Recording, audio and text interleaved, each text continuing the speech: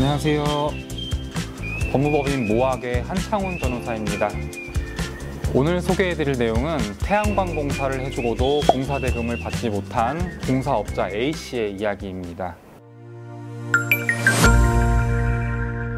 A씨는 태양광 패널 설치 공사를 주 업무로 하는 소규모 공사업자입니다. 가정이나 축사 등에 태양광 패널을 설치하고자 하는 사람들로부터 의뢰를 받은 B회사로부터 하도급을 받아서 태양광 패널을 설치하는 공사만을 해주고 공사 대금을 받아서 생계를 이어왔는데요. 한 번은 A회사로부터 5건이나 태양광 패널 설치 하도급을 받게 됩니다. 그러나 A씨는 소규모 영세 공사업자였기 때문에 정식으로 공사 계약서를 작성하지 않았고 선급금 등을 받지도 않고 공사를 완료해 주었습니다. 그런데 공사를 마치고 9개월이 되었는데도 B회사는 공사 대금을 주지 않으면서 버텼습니다. 참다 못한 A씨는 법무법인 모학을 찾아 공사 대금 청구 소송을 맡기게 되었습니다. 공사 대금 청구를 할 때에는 공사 계약이 체결되어 그 계약대로 공사를 마쳤으나 공사 대금을 받지 못한 사실을 소송 제기하는 측에서 주장 입증하여야 합니다.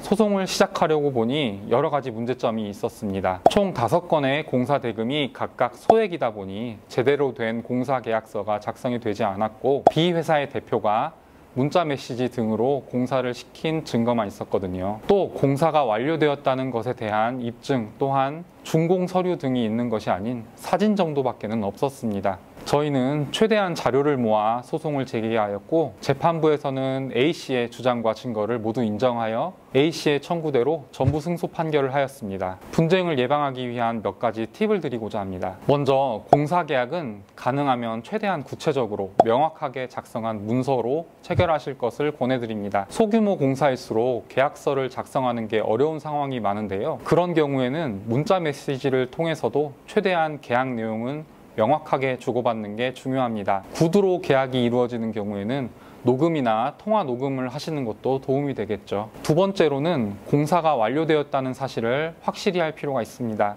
도급인 측에서 공사가 완료되지 않았다 혹은 하자가 있다는 주장을 하며 공사대금 지급을 하지 않는 경우가 있습니다. 이런 경우에는 소송 과정에서 추가적으로 상당한 비용을 들여 감정을 해야 하는 상황이 발생할 수도 있습니다. 공사를 마쳤다면 도급인에게 공사 완료를 반드시 확인받으시기 바랍니다. 세 번째로는 압류 또는 가압류를 위해 상대방의 재산이나 주거래은행 또는 계좌번호를 미리 파악해 놓는 것도 좋은 방법입니다. 소송에서 이겨도 집행할 재산이 없거나 집행할 재산을 파악하는 데 시간이 걸려 집행이 곤란해진다면 의미가 없겠죠. 상대방의 재산을 미리 파악해 놓는 것이 좋을 것 같습니다. 만약 공사대금 청구에 어려움이 있으신 경우 법무법인 모학을 찾아 변호사의 도움을 받으시길 바랍니다.